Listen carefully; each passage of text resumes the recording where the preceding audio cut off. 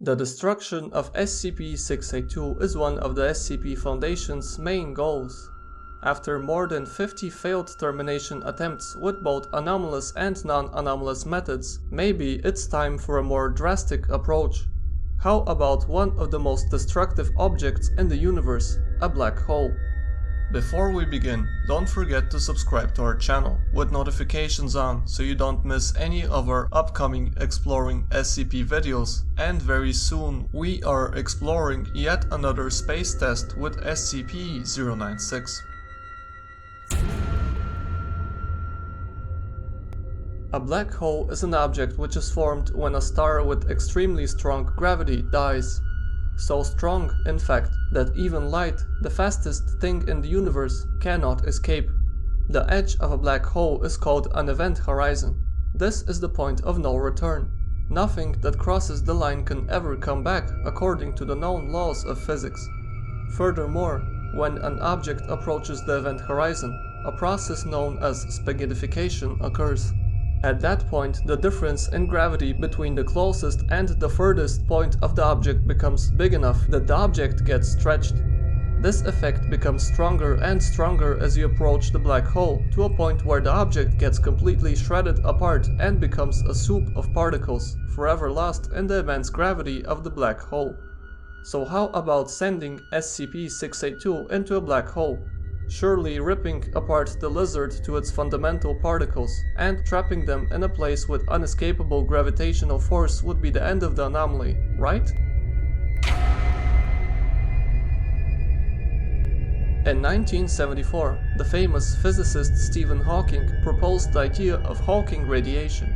This idea states that due to quantum effects happening exactly at the event horizon, the black hole will very slowly radiate particles despite its strong gravity, in effect losing its mass.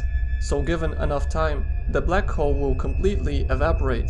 Some scientists have even proposed that Hawking radiation is an explanation to the information paradox.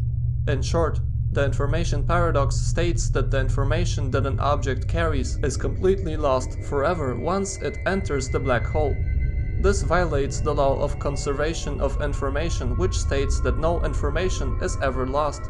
So if this proposed explanation is true, then you could theoretically reconstruct any object that has entered the black hole from the Hawking radiation that it emits. This is very good news for the hard-to-destroy reptile, which is known to survive extreme conditions. SCP-536, for example. SCP-536 is a machine capable of modifying the fundamental laws of physics inside its chamber. During the test, 682 was placed inside and was completely disintegrated, but despite this it was still able to adapt and reconstruct itself. So if it is possible to reconstruct an object which has entered the black hole from the Hawking radiation that the black hole emits, then surely SCP-682 will be able to use that to reconstruct itself. However, Hawking radiation evaporation is an extremely slow process, so even if it might not be a permanent solution, it may still take thousands of years before enough matter has been ejected from the black hole before SCP-682 has enough mass to rebuild itself. So maybe we can still use the black hole as a method for long-term containment, even if it doesn't end up destroying the reptile. From the many attempts at destroying SCP-682, we learn that it can adapt to almost any situation that threatens its existence.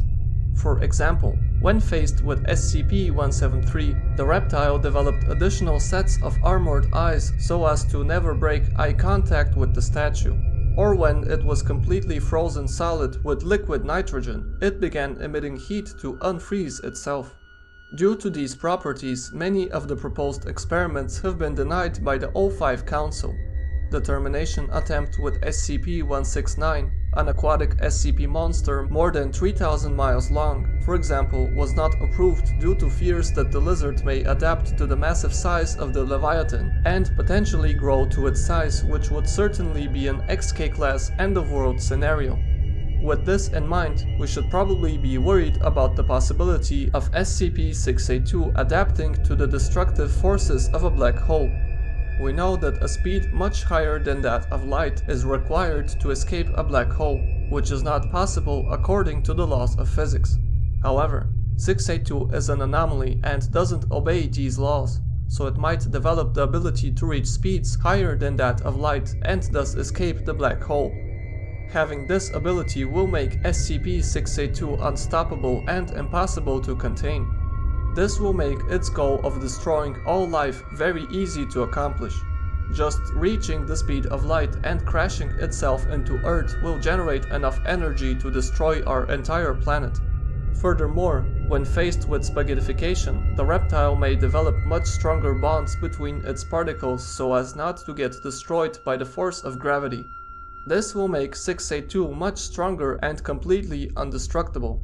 Having developed both of these abilities, faster than light travel and much tougher particle composition, 682 will turn into a creature with divine powers, leaving us with no hope of ever containing it, or let alone destroying it. The possibility of 682 adapting to the forces of a black hole certainly seems scary. Furthermore, the nearest black hole is hundreds of light years away from Earth, so it would present an enormous challenge to even manage to send 682 to a black hole. But what if we could avoid both of these problems? What if there was an object with destructive properties similar to those of a black hole right here on Earth? SCP-094 appears to be a perfectly black sphere, 64 inches or 163 centimeters in diameter, suspended approximately 10 feet off the ground with no apparent means of support. It has been classified as a miniature event horizon. Any matter that moves into SCP-094, including light, is irretrievably gone. However, the anomaly is not technically considered a black hole since it does not exert a gravitational pull.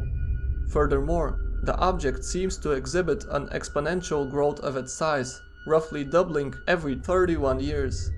The inability to contain it may end our existence several centuries in the future when it will grow large enough to engulf the entire Earth.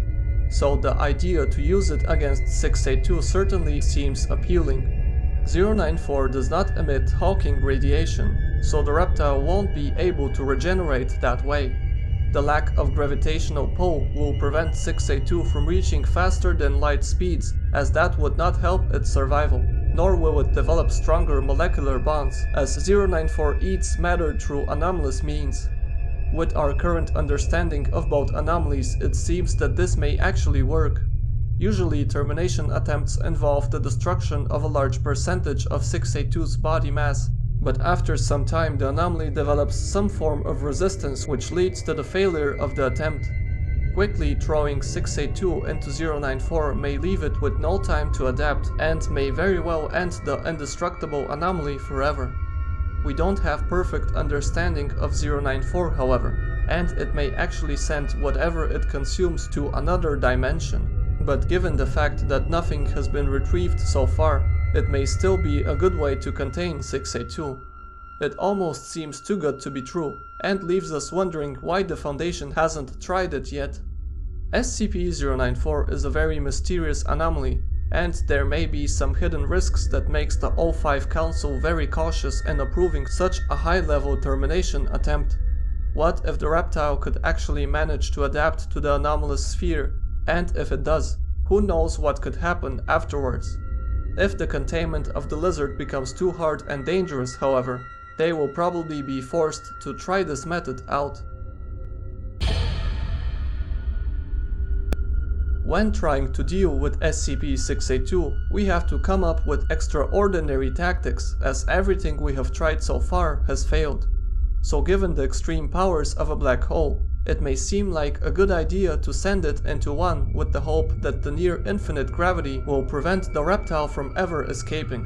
However, given the reptile's ability to adapt to both anomalous and non-anomalous means of destroying it, it is very naive to expect that the black hole will be the end of the anomaly and it may end up increasing SCP-682's destructive capabilities. In the best case scenario, the lizard will be contained within the black hole for a long period of time before the black hole emits enough Hawking radiation for the lizard to be able to reconstruct itself. and in the worst possible case, it will adapt to the destructive nature of the dead star and develop faster than light travel and a completely indestructible body, a scenario we very much want to avoid. The chance of the anomaly being gone for good is very low, and as such it is probably not worth taking the risk. The idea of using SCP-094 on 682 may seem very appealing, but there are probably good reasons why the Foundation hasn't tried it yet, and further research on 094 is most definitely necessary to establish if this is a good idea. However, given current technology, this seems like the very best shot we have at destroying SCP-682. And if we are lucky, SCP-094 could very well be the object that destroys the hard-to-destroy reptile forever. This concludes our SCP-682 vs. Black Hole experiment. So do you think SCP-682 will be able to adapt and survive? Let us know in the comments below. What other SCP theories would you like us to explore? Please leave a like if you enjoyed the video and don't forget to subscribe if you enjoy this type of content, as we have many more interesting videos coming up in our SCP exploring series, such as SCP theories on some of the scariest SCP creatures, and more top 5 SCP videos. And as always, we will see you in the next video.